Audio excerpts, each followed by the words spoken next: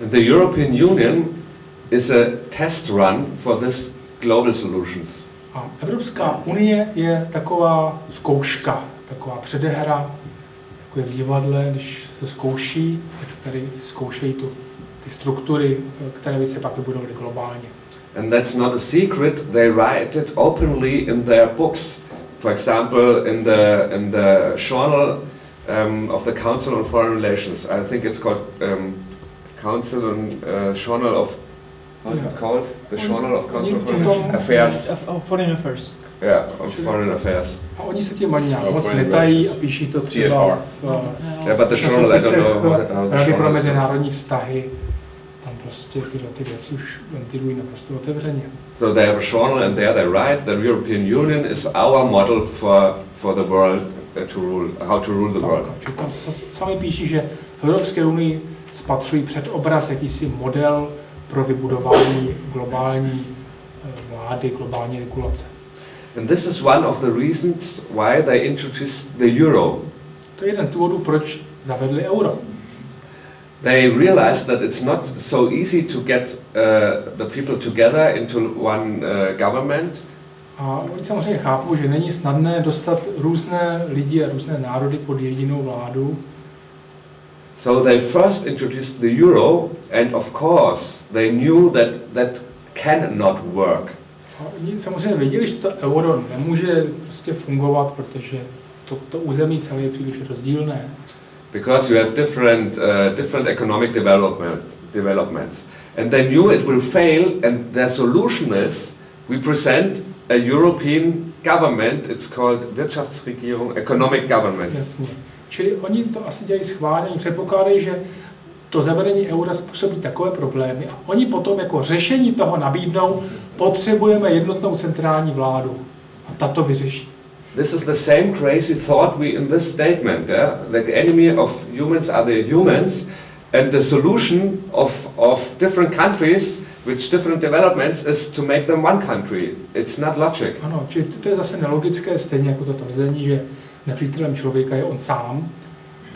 Tak tohle je podobně nelogické tvrdit, že řešením na přílišnou rozdílnost zemí spojených jedinou měnou, že řešením je ještě víc to zcentralizovat centrální vládou jednotnou.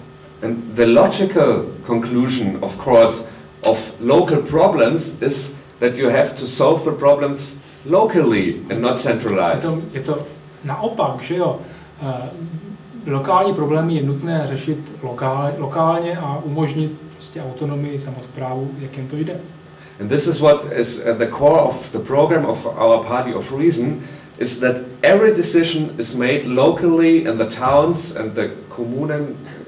Jasně, a to je také jeden ze základních principů naší strany. Prosazujeme, aby co nejvíce věcí se řešilo místně, v obci, v okrese, lokálně. We want to abolish all taxes on a state level, on the Bundes level. Uvažujeme přímo dokonce o zrušení všech daní, které se vybírají na úrovni celého státu. And then the town collects the taxes, and if they want to delegate something to the federal government, then they get the cost for that. Čili veškeré daně by vybírala obec a pokud by uznali za vhodné, že potřebují nějaké služby od centrální vlády, tak by jim za to poslali peníze. And when they don't provide a good service, then you get the power back. Tak a pokud by měli pocit, že vláda jim neposkytuje dobré služby, no tak by si je prostě neplatili. And this is the exact system Switzerland has now. A to je v podstatě ale systém, který ve Švýcarsku existuje už dnes. And this is a big threat to the, I call them globalists. A to je dost velká hrozba pro ty, jak já jim říkám, globalisty. And not to, you don't have to change globalists with globalization. Globalization is a good thing, it's free trade. Takže abychom nezaměňovali globalisty a globalizaci. Globalizaci to je v podstatě možnost volně cestovat, volně obchodovat, to je věc dobrá. Globalisté jsou naopak lidé, kteří by chtěli celý svět centralizovat a omezovat ty různé svobody. You already said a globalist. I speak the language now.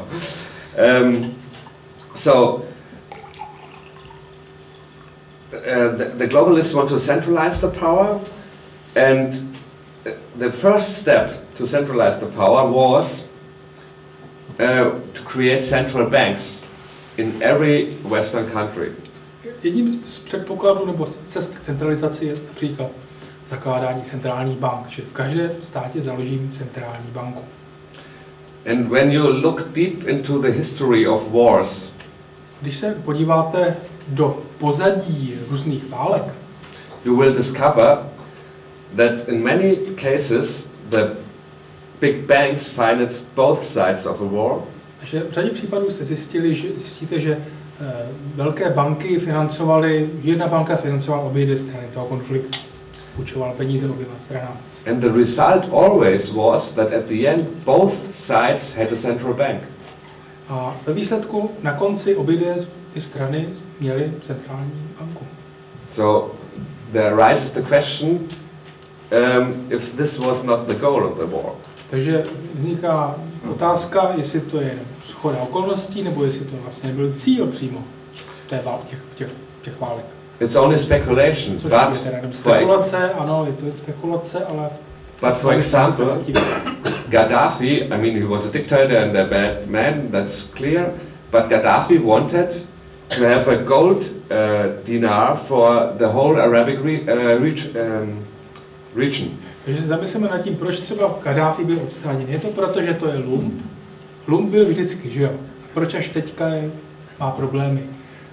Není třeba kořenem jeho dnešních potíží to, že chtěl zavést zlatý dinár, zlatou měnu jako pro celý africký kontinent?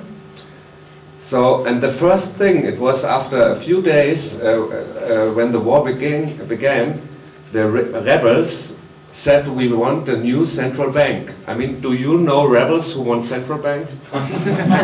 They do not know what it is. Překvapivé, že jednou z prvních věcí, kteří ty rebelové prohlásili, že chtějí, po převratu je, že chtějí centrální banku, což je u rebelů takový docela neobvyklé.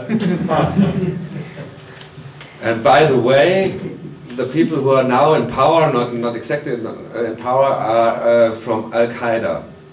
A mimochodem ti lidé, kteří teď tam jsou u moci, jsou z Al-Qaidy? And Al-Qaeda was in place or helped to fight the Yugoslavia wars. A Al-Qaida se účastnila i těch konfliktů v Jugoslávii? In Yugoslavia, and they fought against Afghanistan, against the Russians in Afghanistan. V Afghánistánu bojovali proti Rusům. On behalf of the United States. Kde pomáhali boj proti Rusům. Američanům pomáhali proti Rusům. So this is the third time that Al-Qaeda fought fought for the interests of the US. To je zajímavé, že Al-Qaida to je třetí příklad, kdy bojovali po boku Spojených států. And we shall believe that they were the ones who destroyed 3 skyscrapers on 9/11. A přitom máme věřit, že to byli právě oni, kdo zničili dvojčata 11. září. But this is another story. Ale to je jiný příběh, který jsem asi dneska... You can ask questions after. Případně se na to můžete ptát pak v otázkách na závěr. Back to Switzerland. What happened yesterday? Yesterday and the day before, 2 very, very important decisions were made. Tak, vraťme se ale zpátky k tomu Švýcarsku. Včera předevčírem tam padla 2 velmi zásadní rozhodnutí. The Swiss franc is now linked to the euro. Švýcarský frank je od nyní svázán kurzově s eurem. The central bank, the Swiss National Bank said, we will not allow the Swiss franc to go below 1.20 euros. Takže švýcarská centrální banka stanovila, že nedovolíme, aby frank klesnul pod 1,23. Stoupnul pod 1,2. Stoupnul pod 1,2. And they said they will defend it at all costs, the line. Řekli, že tento limit budou hájit za každou cenu. That means that Switzerland now is bankrupt. Což ale znamená, že Švýcarsko je vlastně dneska bankrot. Because they are forced to buy billions of euros. Protože jsou teď nuceni nakupovat miliardy euro. And when the euro crashes, and it will crash, A až euro zkrachuje, což ono zkrachuje skutečně, then this will ruin Switzerland. tak to zruinuje i Švýcary. And then they will say, okay, we accept the new currency which will come after the euro. A potom jim nezbyde než akceptovat novou měnu, která euro nahradí.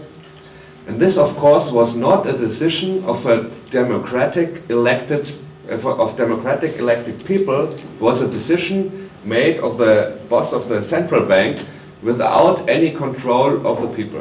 Všimněte si, že tohleto rozhodnutí je příkladem rozhodnutí, který ovlivňuje všechny, ale nerozhodli ho občané v žádném hlasování, rozhodnul ho šéf té centrální banky. And there you see how important for these people it is to centralize power. Tak na tom vidíte, jak je pro tyto lidi důležité centralizovat moc. Because if they would have asked the people to vote, they never would have voted for that. Že kdyby se museli, nebo kdyby se ptali občanů, jestli to chtějí, jestli proto budou hlasovat, no tak by proto samozřejmě nikdo nehlasoval. We have connections to the Schweizerische Volkspartei, the conservative party there, and they told me that they try to change this again back via they call it motion. It's like a Volksabstimmung. The people vote. Referendum. My máme kontakty na švýcarskou lidovou stranu. Oni říkali, že se snažili vyvolat referendum v této otázce. And if they don't succeed, then it's over. Switzerland, the sovereignty of Switzerland is over. Pokud se nepodaří vyvolat referendum v této otázce, no tak to je švýcarská suverenita pryč. And a similar thing happened yesterday in the Constitutional Court of Germany. Něco podobného se v minulých dnech stalo v Německu, kde zasáhl ústavní soud. To save the euro, the Germans are asked to bail out everyone. A nyní tedy, aby se zachránilo euro, tak po Němcích se chce, aby platili dluhy po všech. Of course, it doesn't mean that we bail out the Greek people. It does mean that we bail out the banks. To neznamená, že bychom finančně pomáhali Řekům jako občanům, ale pomáháme jejich bankám. So we have the situation that the Greeks are angry of the Germans because now we say, yeah, you have to make savings, but this tells our government tells it to the Greek people. Řekové jsou teď naštvaní, že jako Němci po nich chtějí, aby prostě oni se uskromňovali. And not the German people. Ale to po nich nechtějí jako Němci občané, že by Němci něco dělali. Řekům to činí naše orgány. The German people don't want to tell the Greeks how to save money or cut spendings. Němečtí občané nemají žádnou chuť diktovat Řekům, jaké mají dělat úspory, jak si mají utahovat opasky. They only don't want to pay for it. Němci naopak se jim nechce za to platit. So in Germany, every single man knows that this was what the government does is against the people. V Německu každý člověk ví, že to, co vláda dělá, tyhle ty věci, že to je proti lidem. But the problem is there is no party they can choose.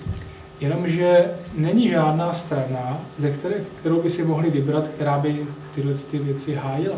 Because all parties support this bailouts. Takže všechny strany, které jsou v parlamentu, tyhle ty záležitosti podporují, to zachraňování bank.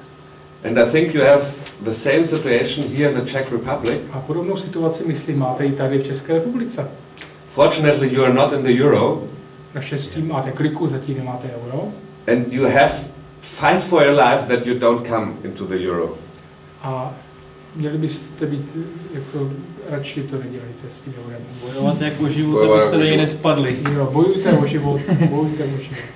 Because if this happens, you have the same problem like we, then you are ruled by Brussels. Tak. Even more than now. Protože pokud to nezvládnete, tak skončíte jako my a bude vám vládnout Brusel ještě víc než dneska. And the politicians in Brussels are not elected by us. Nobody elected the president Van Rompuy. A všimněte si, že ti bruselští vládci nejsou v podstatě nikým voleni. Kdo pak zvolil třeba Van Rompuye, prezidenta Evropy? As Nigel Farage said, who are you? Jak řekl Nigel Farage, když ho viděl, Farage je europoslanec, a když viděl poprvé pana Rompuye, nově zvoleného prezidenta, tak mu řekl, kdo jste, v životě jsem vás neviděl. Kdo vás zvolil? But I have to say, I don't want to know him. Ale já se sebe říkám, já nechci vidět, kdo ten Rompuy je. So we clearly see that there is an elite in Brussels. I mean, it's of course not an intellectual elite, it's only a power elite. Jo, čili vidíme, že v Bruselu je jakási elita, ale ne elita ve smyslu ti nejlepší z nejlepších, prostě jen taková klaka. And certainly not a moral elite. I think the moral elite is here in this room. Určitě to není morální elita, to jsme my, že? Tady v té místnosti. So we cannot elect these people. They make, last year they made 3,000 laws, which affect, I guess, your life as much as in Germany. 80% of our laws are coming from Brussels. I don't know, it's the same here, I guess. It's the same here. V Německu stejně jako u nás platí, že je 80, možná víc procent všech předpisů, směrnic, zákonů vzniká ne v tom národním státě, ale kde si v Bruselu v nějakých komisích. And there I come back to the beginning of my speech. A teď, když se vrátím na začátek, co jsem říkal na začátku. Capitalism is freedom to choose, freedom to close contracts with each other. Tak kapitalismus je co? Kapitalismus je svoboda volby, svoboda uzavírat nebo neuzavírat smlouvy. And every law of these 3,000 laws prevents people from making a free contract, because you need no law to close a free contract with another person. You don't need laws for that. That means every new laws, the effect of every new law is that less people can deal with each other. Když se tím zamyslíte, co je zákon? Zákon je něco, co omezuje vaši volbu, vaši možnost vybírat si, jaké smlouvy uzavřete a jaké ty smlouvy budou, a zákony, jak si zmenšují ten váš prostor volby. And this is central planning, and in German we have the word Planwirtschaft. Is there another? Takže toto je centrální plánování. Plánované hospodářství. This was in East Germany always was the word. To tady bylo v NDR, bylo to tady i u nás. We still have this. Měli jsme to a zase to máme. And as you know, what comes out in East Germany, it was a Trabi. You had was it Skoda, the old Skoda? What was it called? A Skoda. A Skoda, yeah. And we had the Trabis, and certainly the Skoda now is better. And fortunately, we don't have a Trabi anymore. This is what we have in the money markets. Tak, ale za toho minulého plánovaného režimu, jaké to mělo výsledky? Výsledkem byly takové skvělé produkty jako Trabant a podobně. A tak tohle to chceme, aby jsme to tady zase měli. And we have Trabi money. A my teď zase budeme mít podobné skvělé produkty, řekněme, na finančním trhu. Jako. Because every monopoly leads to higher prices and less service. Odešliva platí, že monopol vede k čemu? K horším službám a k vyšším cenám. And we had this discussion. The important thing is not that you have to pay interest rates in the central banking system.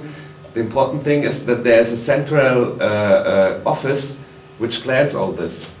Tady není problém v tom, že v tom centrálním systému musíte platit nějaké úroky. Spíše problém v tom, že někdo centrálně rozhoduje o té nabídce. Because some people think the government must issue the money. Někteří lidé si myslí, že peníze musí vydávat vláda vždycky. But this is even worse. Ale to je ještě horší. Because in 6,000 years of history of mankind, every government who had the right to issue money misused the power. Se těch 6,000 let, co se používají peníze, snad každá vláda, která měla právo vydávat peníze, tak toho zneužívala. It's very simple. If you have a printing machine in your basement, you will use it. Takže je to jednoduché. Jak byste to dělali vy? Kdybyste měli ve sklepě stroj na čištění peněz, tak by se taky nevěděli, když se máte zastavit, že? So one of the most important Forderungen, goals of our party is to abolish the central banking system. Takže jedním z cílů naší strany rozumu je zrušit centrální systém bankovnictví. There are many discussions about how to do that, step by step or at one point. Je řada diskuzí o tom, jakým způsobem to udělat, jestli postupně nebo v jednom kroku. What I believe is that we don't need to discuss it because it will break down. Myslím, že není nutné ty detaily tady projednávat, protože ono to zkrachuje samo. They always ask us, how do we get rid of the debts? I say, it will crash, then all debt is away and all savings. But it's not our fault. A ptají se nám, jak chcete se vypořádat s dluhy, které jsou. A my říkáme, ale když to všechno klekne, tak se smaže všecko. Dluhy, úspory, všecko bude pryč. And what we could easily do is to default as a country. You say you are bankrupt. Default. Jako odmazat dluhy, zkrachovat. Je jednoduché zkrachovat zemi. Takže prostě jako stát zkrachuje. Because what they tell us is you cannot do that because then you cannot lend money anymore. A teď nám říkají, že to The critics say. Kritici říkají, že to nemůžeme udělat, protože kdo by pak vydával peníze. But this is absolutely no problem. Ale to přece není problém. Because we don't want the government to allow the government to make debts. My přece nechceme, aby vláda vůbec měla možnost dělat peníze, půjčovat peníze. So we don't need to lend money from anyone. My si nepotřebujeme půjčovat od nikoho peníze. And private corporations, of course, can lend money because when they have the Sicherheit and the safety to pay it back, then they get money. Přece soukromé firmy mohou vydávat peníze a obligace, půjčovat peníze, jestliže jsou kryté něčím. I think the critical fight is fought not here in Europe. Ale ta kritická bitva, kritické diskuze se nedějí tady v Evropě, but in the United States. Ale ve Spojených státech. And fortunately, they are far advanced in this discussion. A naštěstí musím říct, že tam jsou v těchto debatách daleko dál než my. Because we have Ron Paul there. Protože tam je Ron Paul. And he is right now the chairman of the financial committee. A on je nyní v čele finančního výboru. You have to watch all his videos when he interviews Ben Bernanke. This is great stuff. It's like comedy. Měli byste se na YouTube podívat na videa, kde je on a jeho rozhovory s kýmže? Bernanke. The last time I saw, he asked Ben Bernanke, is gold money? Naposledy se ho ptal na zlatý standard. Ne, jestli jsou zlato peníze. Je takhle, jestli zlato jsou peníze. And he said no. Takže ne. And then he asked, why do you keep gold with the Federal Bank? Proč teda máte zlato ve federální bance? And he said, oh, it's a tradition. To je jenom proto, že to je tradice. And then he ended and said, oh, some people think it's still money. A ten to uzavřel s tím, no, někteří lidé si pořád myslí, že zlato jsou peníze. So we have to watch closely if Ron Paul is elected for being the presidential candidate. Takže bychom měli pozorně sledovat, jestli se Ron Paul probojuje mezi kandidáty na prezidenta. I'm sure they will counterfeit, they will try to cheat on the elections. A určitě tam budou snahy nějaké volební podvody. But if he is elected for presidential candidate, they will cheat on the elections for the presidency. A pokud se přesto dostane mezi kandidáty, tak zase budou snahy udělat nějaké podvody přímo v prezidentských volbách. As they did with the election of George Bush. This is proven. Tak jako to bylo s volbou George Bushe, což je prokázané. So I always laugh when the US says they should send people who watch the elections of third world countries, the OECD, they should send them to the US. Vždycky se směju, když Spojené státy posílají někoho do ciziny, aby dohlížel jako monitoring, jestli tamnější volby jsou legální, tak se tomu směju. Někdo by naopak měl posílat inspektory, aby dohlíželi na volby v USA. But I think that even if they cheat on the election, the support for Ron Paul would be 60 or 70%. So it's not so easy to really keep him from getting president.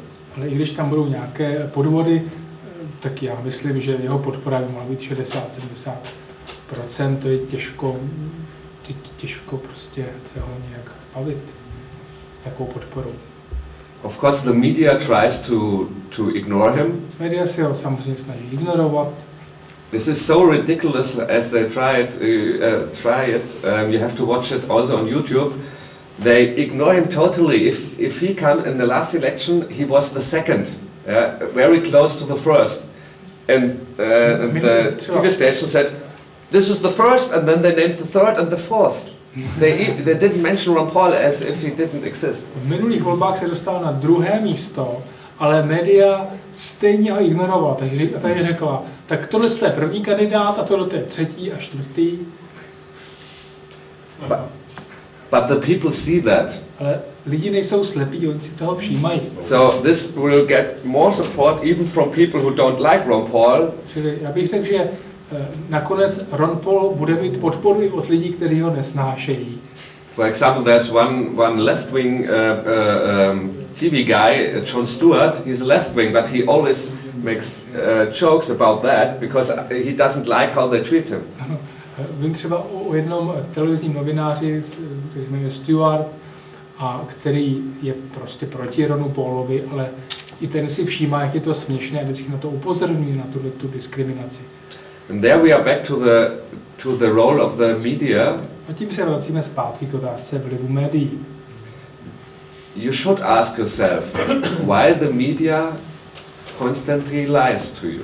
Schválně, ptejte se sami sebe, proč myslíte, že vám média v jednom kuse tak lžou?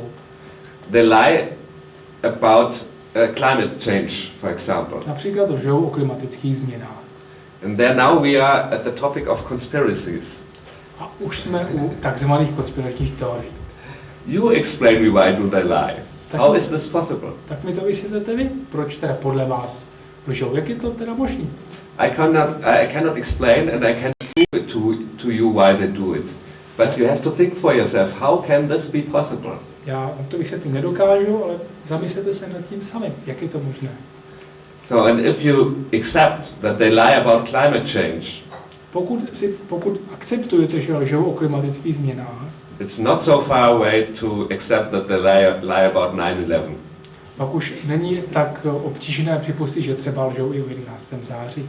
So, but this I would leave for the discussion later if you have questions to this. It's important to understand. To necháme až třeba na otázku diskuzi, pokud budete chtít zabrousit i do tohohle tématu. You always have to look at the case. You cannot say they lie. You have to look at the facts. Ale nemůžete jenom říkat, já tomu nevěřím. Musíte se podívat na nějaké fakta, na nějaké argumenty. For example, this is what I do in the book. I have a scientific approach. A o to se snažím ve své knize přistupovat k tomu vědecky. So I never talk about theories or look on theories because you never can prove a theory. Takže nevěnuji se tam nějakým spekulacím, protože nevěnuji se tam věcím, které se nedají dokázat.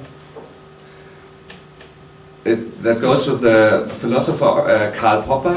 He explained to us that you only can falsify a theory, you never can verify it.